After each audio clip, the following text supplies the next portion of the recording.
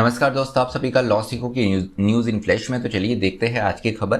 पहली जो आज की खबर है ये कर्नाटक से है। कर्नाटक के नए सीएम होंगे बसवराज बोमई। बसवराज बोमई जो है ये बीएस येदियुरप्पा जो कि पूर्व सीएम थे जिन्हें रेजिग्नेशन देना पड़ा कल, तो उनके बाद में ये नेक्स्ट सीएम होंगे। बीएस येदियुरप्पा के लॉयलिस्ट माने जाते हैं और लिंगायत कम्युनिटी से आते हैं। लिंगायत कम्युनिटी कर्नाटक में महत्वपूर्ण इसलिए है क्योंकि बीएस येदियुरप्पा भी इसी समुदाय से आते थे और ये सबसे बड़ा समुदाय है कर्नाटक राज्य में है।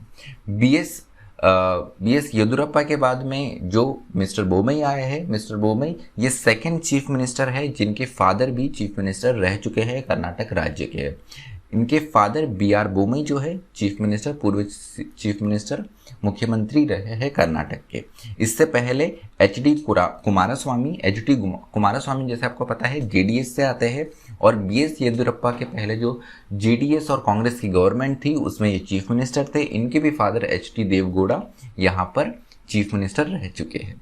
एक और महत्वपूर्ण बात यह है कि बसवराज बोमई 2008 तक जेडीएस का पार्ट थे। उसके बाद में उन्होंने 2008 में बीएस येदियुरप्पा को ज्वाइन करा बीजेपी को कर्नाटक में बढ़ाने के लिए।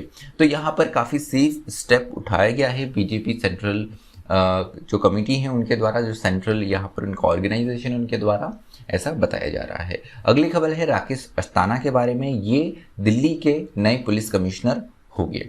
अभी हाल ही में ये डायरेक्टर जनरल है बॉर्डर सिक्योरिटी फोर्स बीएसएफ के और अब ये दिल्ली पुलिस कमिश्नर की पोस्ट को ज्वाइन करने वाले हैं। 1984 के आईपीएस बैच के ऑफिसर है ये।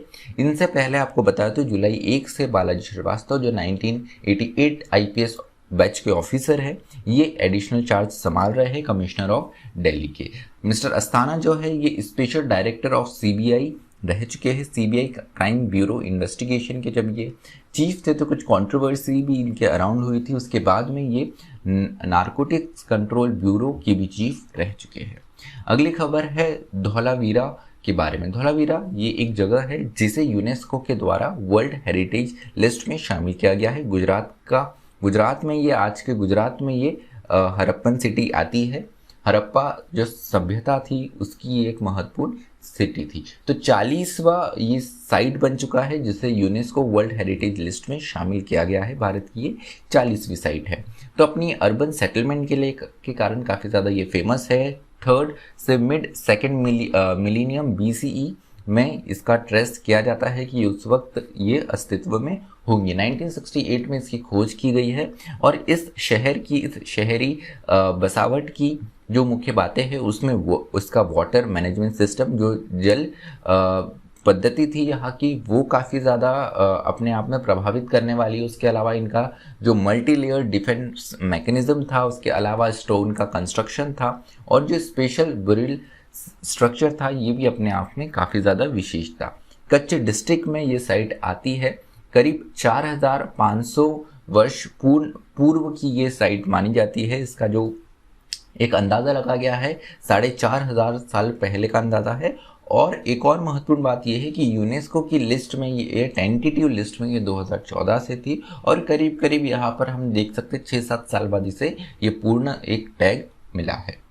अगली खबर है कृषि शिक्षा के बारे में। कृषि शिक्षा जो है पंडित दीनदयाल उपाध्याय उन्नत कृषि शिक्षा योजना, इस शिक्षा के अंतर्गत जो हमारा मानव संसाधन है कृषि क्षेत्र में, इन्हें डेवलप करने के लिए, इन्हें शिक्षित करने के लिए ये कार्यक्रम चलाया जा रहा है। तो अभी तक 100 सेंटर जो है वो इसके स्थापित किए गए हैं पूरे देश में और 108 ट्रेनिंग प्रोग्राम अभी तक हो गए हैं। इसका खास उद्देश्य ये है कि ऑर्गेनिक फार्मिंग, नेचुरल फार्मिंग जो है इस पद्धति को किसानों के बीच में वापस पुनः स्थापित करना और जिससे कहीं ना कहीं मार्केट में ऑर्गेनिक और नेचुरल फार्मिंग के जो प्रोडक्ट्स हैं इनकी डिमांड ज़्यादा है, जिसके द्वारा कृषकों की, किसानों की इनकम भी बढ़ाई जा सकती है। तो जो सरकार का लक्ष्य है कि किसानों की इनकम दोगुनी कर दी जाएंगी और ये एक कदम है।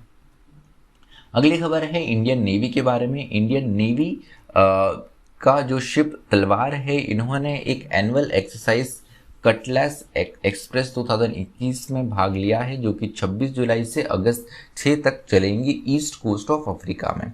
ईस्ट कोस्ट ऑफ अफ्रीका ये एक ऐसा रीजन है जहाँ पे पायरेसी देखने को मिलती है, सिक्योरिटी के भी कंसर्न्स देखने को मिलते हैं।